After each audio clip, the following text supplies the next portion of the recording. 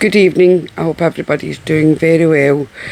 What I'm going to be speaking about is an update on Gus Lamont. It's a little boy that's went missing in Australia. He was only about 3 or 4 years old, and he's been missing for quite a long time. Go to Deception Detective. He updates quite a lot on some things. Now, what it's saying about missing boys, Gus Lamont's grandmother fined for firearms offence unrelated to, obviously, his disappearance. Josie Murray was fined $10,500 and disqualified from gun ownership for 5 years after pleading guilty possessing a gun silencer. And please don't think or relate this to the disappearance of Gus, because if they've not, the police haven't said anything, then that's how we roll with it as well. The grandmother of missing 4-year-old Gus Lamont has been fined $10,500 after admitting to a firearms offence unrelated to the boy's disappearance 8 months ago. Josie Murray was fined, and obviously the amount I said, after a hearing in Adelaide Magistrates Court on Friday, where she pleaded guilty to one aggravated charge of possession, a sound moderator and device better known as a gun silencer. Now, the 75-year-old was charged after a search of the family's Oak Park Station homestead in South Australia, far north, on the 15th of January. Prosecutor Tanya Stevens told the court the silencer was located inside a passcode protected strong room alongside several firearms, including one that was modified to fit it. Now, why we should need a silencer?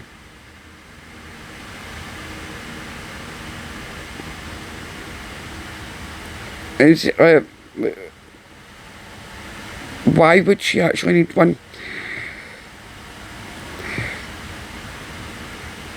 Especially if you've seen videos of her farm.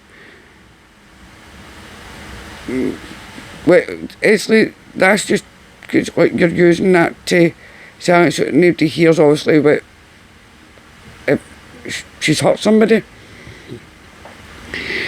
She said Murray was previously convicted in 2010 for failing to secure storage firearms after a fugitive trespassed onto the property and stole an unsecured firearm. That person then went on to commit serious offending with the firearm before he passed away, Stevens said. Defence lawyer Andy A. said 2 non-working firearms had been taken, while a third one was taken from Murray's aunt's property later that day.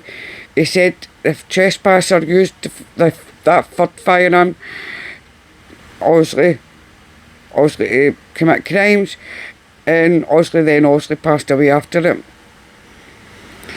That was an extremely traumatic incident for the entire family, with my client's auntie being held hostage, she said. He also addressed what he described as the elephant in the room. It's an extremely difficult time for my client. A grandchild went missing on the property late last year. He said, "We see the media attention and a number of police here. This has been a very, very difficult time for the family, trying to get through as best as they can." He urged Magistrate Roderick Jensen to reject the prosecution's call for a custodial sentence for the offence, which carried a maximum penalty of £75,000 or up to 10 years in jail. I'm sorry, this should be in jail. This isn't some James Bond movie where you had a villain or an assassin walking around the corners taking out targets with little more than a whisper of a gun. That is not what the court is dealing with.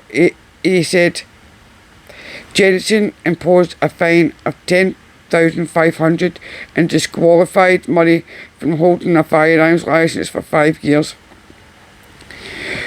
Gus was last seen by one of his grandmothers playing at the family's Oaks Park station on the 27th of September.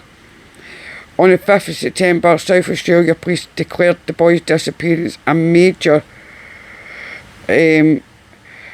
crime and said someone living at the station was a suspect in the case and his likely death, but they stressed his parents were not suspects.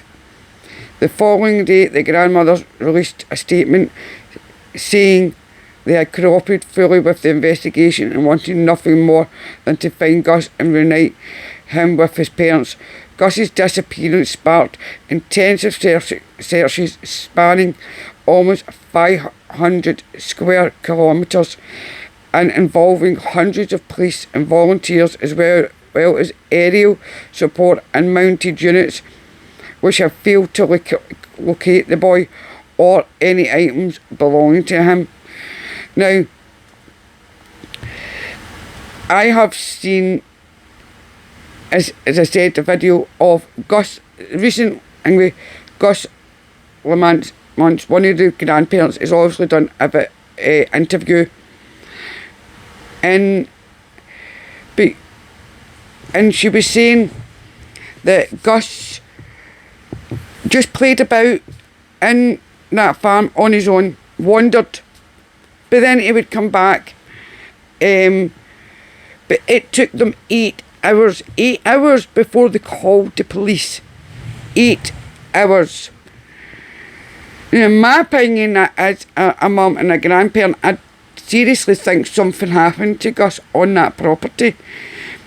Either thought it was an accident, but the grandparents or obviously the parents, because that little boy was neglected. Let's say it outright as it is. Now, when you listen and watch the body language of Gus Lamont's grandparent, they're blaming Gus for him disappearing. They said they searched down where they were finding a basement at the side of the house, or building a bigger kitchen, something like that, and they said, oh, we looked at making sure there wasn't any blood there. But blaming him for wandering off, he said, oh, he always wanders off. He's 4. 4-year-old is a parent or a grandparent, auntie, uncle, whoever you're related to the child. And if you're watching that child, you're responsible for that child. You've got to love them and nurture them and make sure they are safe and they are in your eyesight. But clearly, Gus wasn't. Gus, his grandmother said to his grandmother said to the interviewer that he would wander for miles and then came back.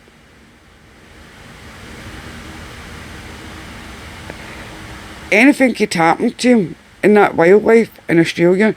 I mean, Australia's got all sorts of dingoes and obviously they've got kangaroos. I don't know if that part has got any crocodiles or anything like that, but it's got a lot of wildlife just like in America as well. So it's like anything could happen to him. It could have fell down a well or anything. And they were nonchalant and decided not to phone the police for 8 hours. As soon as your child goes missing, you call the police. Right away. You don't give it a second thought. You don't go, all right, should we call them or should we not? No, you call right away. You call straight away when it comes to your child. And it's a lot of parents, I mean, it's like, it's deception. I mean, because obviously he deals with people that, because he's a lawyer as well. And they said, when you watch the body language, a lot of parents that speak when their child is missing, and they speak to them in the present term as if they're here, not as if they're gone already. Straight away, it's like, when he did this or when he did that, and it's not the first parent I've seen doing that. I mean, could that be a slip up? Yes. I mean, it's been 8 months from that little boy who went missing, and it's heartbreaking when you hear of children disappearing. It's heartbreaking to find out about anybody disappearing, never mind a child. But when it's circumstances like this, something doesn't fit right. Something doesn't fit right at all with the family.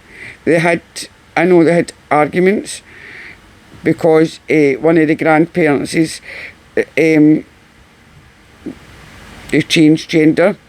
I think the dad didn't like one of the grandparents. It did change. That didn't take out the account. They could have been great grandparents just because of whatever gender you are. Doesn't take you out of being a good parent or a good grandparent. But if they're using firearms to use it at news reporters, and then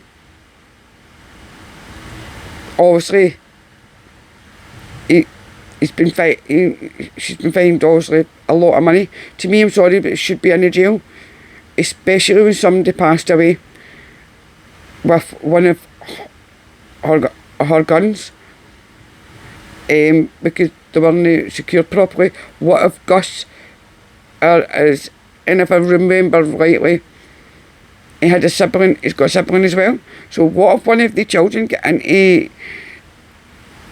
that gun box and got a hold of the gun? It's like, so when you've got things like that, you need to make sure it's secure, it's up high, that a child cannot get to at all. I mean, personally, I don't believe in guns at all. Never, I don't, and I never will. Obviously, in America, clear Australia, it's people are used to that. We're not used to that in the UK. But what's your thoughts about this case, about little Gus Lamont? It's a shame. As a mum and a grandmum, I'm a mum of 7, 5 boys, 2 girls, and 2 beautiful grandsons, and I've got my 6 fur babies, and obviously my daughter's got 2 fur babies, so I call them my wee grand fur babies, but they mean the world to me. And you always worry about your family members. I mean, I bumped into my little cousin the other day, and he's got epilepsy, same with one of my sons, and he wouldn't let me offer to take him up the road, and I had to phone his aunt to say, look, he's down the street, you need to get a hold of him. But please hold your children tight, your grandchildren tight. Hold them, tell them how much you love them each and every day. As much, even if they're teenagers and adults, the way mine are now, it's like, don't ever stop telling them how much you love and care about them. Always tell them, always make sure that, check in on them all the time. because you don't realise how lucky you are to have your children right beside you. There are so many people that have lost a child. Obviously, this family, a little boy went missing. Do I think it's a bit of foul play? Maybe, but that's my opinion. That's my personal opinion.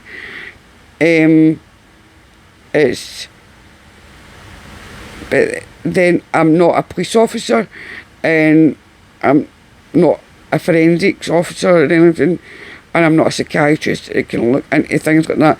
But you know, and you can tell, even without that, you know, by watching somebody's body language and the way they speak, that they're lying.